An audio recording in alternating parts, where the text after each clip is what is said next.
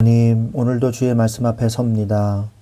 주의 말씀을 붙잡고 기도하며 깊은 그 은혜 속에 머물게 하여 주옵소서. 주님, 오늘도 동행하심을 믿고 주 예수 그리스도의 이름으로 기도합니다. 아멘. 네, 오늘 하나님께서 우리에게 주신 말씀 에스더서 2장 17절 말씀 보도록 하겠습니다. 에스더서 2장 17절. 왕이 모든 여자보다 에스더를 더 사랑하므로 그가 모든 처녀보다 왕 앞에 더 은총을 얻은지라. 왕이 그의 머리에 관을 씌우고 와스디를 대신하여 왕후로 삼은 후에. 아멘. 오늘 말씀의 제목은 역사의 감독자 되시는 하나님이라는 제목으로 우리가 말씀을 나누기를 원합니다. 포로로 잡혀온 유다 여인 에스더가 페르시아 제국의 왕후가 되는 일은 인간의 눈으로 보면 마치 신데렐라의 이야기와 같이 그런 우연으로 보입니다. 또한 모르드게가 우연히 왕을 암살하려던 음모를 듣게 되고 이를 고발하여 왕의 목숨을 구한 사건 역시 단순한 행운처럼 보일 수 있습니다. 그러나 성경은 이 모든 과정이 보이지 않는 하나님의 손길 아래서 치밀하게 준비된 역사임을 말씀하고 계십니다. 하나님은 당신의 백성을 구원하시기 위해서 역사라는 이 위대한 무대 위에서 사람과 사건을 감독하고 계시는 연출자이신 거죠. 오늘 말씀을 통해서 우연을 필연으로 바꾸시며 우리의 삶을 주관하시는 역사의 감독자이신 하나님을 만나는 여러분들이 되시기를 바랍니다. 오늘 에스더서 2장 17절의 이 내용을 통해서 에스더서 2장의 전체 내용을 좀 보면요. 세 부분으로 볼 수 있죠. 새 왕후를 찾는 과정, 그리고 에스더의 왕후 책봉, 그리고 왕을 구한 모르드게의 이야기가 나오죠. 와스디가 폐위된 후 왕의 측근들이 아리따운 처녀들을 모아서 새 왕후를 삼을 것을 건의를 합니다. 이때 모르드게의 사촌 동생 에스더도 뽑혀서 수상궁으로 들어가게 되고 내시 헤게에게 은혜를 입어 좋은 대우를 받으며 왕후 수업을 받게 됩니다. 에스더가 정한 규례대로 준비한 후 왕 앞에 나아가니 이 왕이 모든 여자들보다 에스더를 더 사랑하여서 와스디를 대신해 왕으로 삼게 되죠. 그리고 왕이 크게 잔치를 베풀고 세금을 면제하여 에스더를 높입니다. 이 사건의 후에 또 작은 이 사건이 나오는데요. 모르드게가 대궐문에 앉았을 때, 그러니까 모르드게는 관문을, 이 대궐 문을 지키는 이 하급 관리였던 것으로 보여요. 그런데 거기에서 왕을 암살하려는 내시 빅단과 데레스의 음모를 알게 돼요. 그래서 이를 에스더에게 알리고 에스더가 모르드게의 이름으로 왕에게 고발하여 왕의 생명을 구하는 사건이 일어납니다. 이 일이 궁중일기에 기록이 되므로 이 에스더서 2장이 끝을 내게 됩니다. 그 내용을 좀 더 우리가 자세히 보면요. 새 왕후로 이제 에스더가 뽑히게 되죠. 그래서 이 에스더가 하나님의 은혜를 잊게 돼요. 이 에스더는 에스더서 2장 15절에 보니까 에스더가 왕의 내시 헤게의 지도를 따르는 것 외에는 다른 꾸미는 것을 구하지 아니하였으나 모든 보는 자에게 사랑을 받더라. 에스더가 뭔가 굉장히 튀려고 노력을 많이 하고 이런 게 아닌데 이 내시에게 이 사랑을 받게 된 거예요. 그거는 하나님의 은혜죠.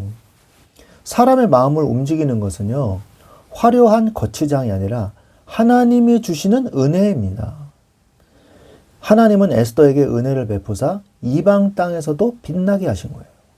그래서 하나님이 다른 사람의 눈을 갖다 이뻐 보이게 하는데 어떻게 이거를 누가 막겠어요? 에스더가 튀어 보이고 아름다워 보이고 뛰어나 보이니까 이거는 어쩔 수가 없는 거거든요. 또한 에스더서 2장 17절에 보면 왕이 모든 여자보다 에스더를 더 사랑하므로 그가 모든 처녀보다 왕 앞에 더 은총을 얻은지라.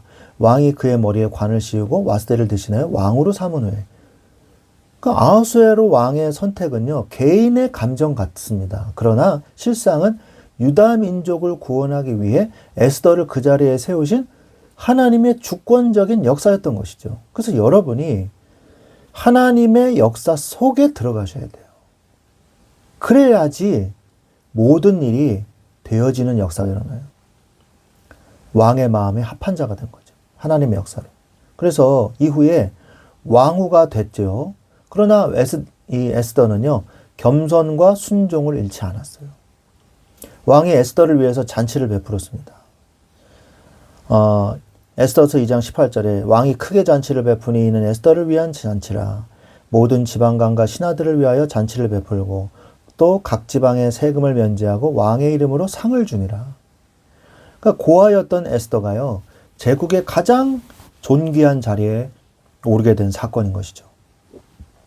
하나님은 비천한 자를 들어서 높이시고 하나님의 영광을 나타내십니다. 이 에스더가 고아였어요. 그런데 에스더에게 누가 있었냐? 가까운 친척이 바로 모르드게가 있었던 것이죠. 모르드게와 에스더의 관계는 어떤 관계였냐? 사촌 관계입니다. 사촌 관계. 사촌 오빠예요. 그런데 나이 차이가 좀 많이 났던 것으로 보여요. 그래서 에스더는 모르드게를 아버지로 생각하고 따랐어요. 그래서 이 모르드게가 에스더를 보호하고 양육했던 것으로 보입니다. 또한 이 에스더가요, 굉장히 겸손하고 순종했기 때문에 모르드게가 한 말을 기억을 하고 있었던 것이죠. 자신의 민족을 말하지 않았어요. 왕후가 된 후에도 에스더는 교만하지 않고 자신이 어느 민족인지 모르드게의 이 지시에 따라서 말하지 않았습니다. 때가 이르기까지 침묵하는 그런 신중함과 또한 지혜와 이러한 순종이 훗날 구원의 열쇠가 되게 된 것이죠. 이 일 이후에 이 모르드게가 굉장히 큰 일을 해요. 왕을 해하려는 음모를 발견하게 돼요. 문지기로 있다 보니까 지나가면서 하는 말을 이 문지기가 듣게 된 거 아니겠습니까? 그래서 문을 지키던 내시들의 반역이 일어나요. 그래서 화려한 왕궁 안에도 죄악의 음모가 도사리고 있습니다. 그러나 하나님은 깨어있는 모르드게를 통해서 이 은밀한 일을 드러내셨습니다. 에스더를 통해서 이 음모가요, 고발이 돼요. 그래서 이 아하수에로 왕의 그 생명을 구하는데 굉장한 공적을 세우게 되죠. 그런데 자신의 공적을 내세우기보다는 왕의 생명을 구하는 직무에 충실했기 때문에 그것으로 인해서 더 이상 뭐 어떤 걸 더 요구하지도 않았어요. 막 떠들어들고 다니지도 않았고 그냥 조용히 그냥 지나갔습니다. 그러나 궁중 일기에는 기록이 되었죠. 그래서 음모자들을 처형하고 그 일이 이제 지나갔지만 훗날 하나님이 사용하실 중요한 사건이 되게 된 것이죠. 당장의 보상이 없어도요, 모르드게는 다른 말을 하지 않았어요. 선한 일을 하고도 즉각적인 대가가 없을 때도 있습니다. 그러나 그것도 하나님의 계획과 하나님의 섭리 안에 있다는 것을 우리는 인정하면서 살게 되면 언젠가 분명히 하나님께서 그것에 대해서 보상을 해주신다는 것을 우리는 볼 수 있는 것이죠. 하나님은 우연이 아닌 하나님의 계획을 따라서 에스더와 이 모르드게를 움직이셨습니다. 그것과 같이 지금도 동일하게 하나님은 우리들에게 역사하고 계십니다. 우리에게 있는 과거의 문제가 있죠. 과거의 상처와 고통 이런 것들이 있잖아요. 시편 147편 3절에 보면 상심한 자들을 고치시며 그들의 상처를 싸매시는도다 라고 성경은 말씀하고 있습니다. 에스더는 부모를 잃은 고아였고 포로 신분이었으나 하나님은 그 아픔을 외면치 않으셨습니다. 과거의 상처가 하나님의 손에 붙들릴 때 오히려 은혜의 통로가 되는 것을 우리는 볼 수 있죠. 우리도 마찬가지예요. 과거의 상처를 가지고 괴로워만 하면 아무런 소용이 없어요. 그러나 그것을 하나님의 은혜 속에 있게 되면요, 그것이 오히려 하나님의 축복의 통로가 된다는 거예요. 과거의 상처가. 여러분의 모든 상처가 축복의 통로로 바뀌시기를 예수 그리스도의 이름으로 축원드립니다. 또한 현재는 어떠냐? 현재는요, 지금은 이해되지 않는 이런 문제들이 있어요. 지금 아무리 생각해봐도 왜 나한테 이렇게 고통이 왔을까? 왜 나한테? 다른 사람도 아니고 왜 나한테? 이렇게 생각할 수 있거든요. 이사야서 55장 8절에 이는 내 생각이 너희의 생각과 다르며 내 길은 너희의 길과 다름이니라. 하나님이 말씀하고 계시죠. 우리가 이해가 안 될 수도 있어요. 그러나 그것은 하나님의 생각과 우리의 생각이 다르기 때문입니다. 모르드게가 왕을 구하고도 상을 받지 못한 것처럼 현실은 불합리해 보일 수 있습니다. 그러나 우리의 좁은 시야로는 하나님의 크신 그림을 다 볼 수가 없어요. 그래서 때로는 이해가 안 될 수도 있는 것이죠. 반드시 필요한 과정과 응답임을 우리는 나중에 깨닫게 될 수도 있다는 것이에요. 욥기서 23장 10절에 유명한 말씀이죠. 그러나 내가 가는 길을 그가 아시나니 그가 나를 단련하신 후에는 내가 순금과 같이 되어 나오리라 말씀하시죠. 현재의 침묵과 기다림은요, 우리를 단련하시고 하나님의 때를 준비하는 필수적인 과정인 것입니다. 그래서 우리는 또한 미래도 봐야 돼요. 미래를요, 응답으로 바꿔주세요. 과거와 미래 속에서 현재의 하나님의 응답을 발견하세요. 로마서 8장 18절에 생각하건대 현재의 고난은 장차 우리에게 나타날 영광과 좋게 비교할 수 없다고 말씀하고 계십니다. 이게 무슨 말이에요? 신앙은 현재의 상황 너머에 있는 하나님의 영광을 바라보는 게 우리의 신앙이라는 거죠. 우리가 신앙이 뭐하러 필요하겠어요? 현재 문제에서 투덜거리고 과거의 상처에 괴로워하고 미래는 암울하다 그러고 그럼 뭐하러 신앙이 필요합니까? 신앙은요, 현재의 상황 너머에 있는 하나님의 영광을 바라보는 거예요. 믿음으로 미래를 보는 거예요. 오늘 내가 있는 자리에서 충성할 때 하나님은 미래를 책임지고 열어가십니다. 하나님은 우리에게 미래와 희망을 주시기 위함이라고 말씀하고 계세요. 예레미야서 29장 11절에 여호와의 말씀이니라 너희를 향한 나의 생각을 내가 아나니 평안이요 재앙이 아니니라. 너희에게 미래와 희망을 주는 것이니라 라고 말씀하고 계시죠. 하나님의 궁극적인 계획은 우리에게 재앙을 주는 것이 아니라 소망을 주는 것입니다. 섭리의 하나님을 신뢰하십시오. 하나님의 주권을 믿으십시오. 오늘을 하나님 앞에서 살 때 하나님은 과거를 치유하고 미래를 보장해 주십니다.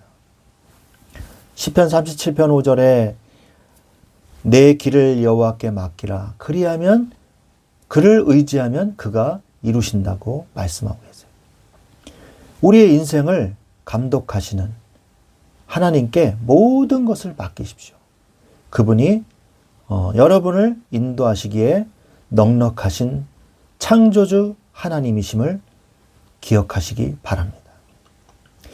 에스더가 왕후가 된 것과 모르드게가 반역을 막아낸 것은요, 우연한 사건들의 연속처럼 보이지만 실상은 하나님의 백성을 구원하기 위한 거대한 섭리의 퍼즐 조각들이었습니다.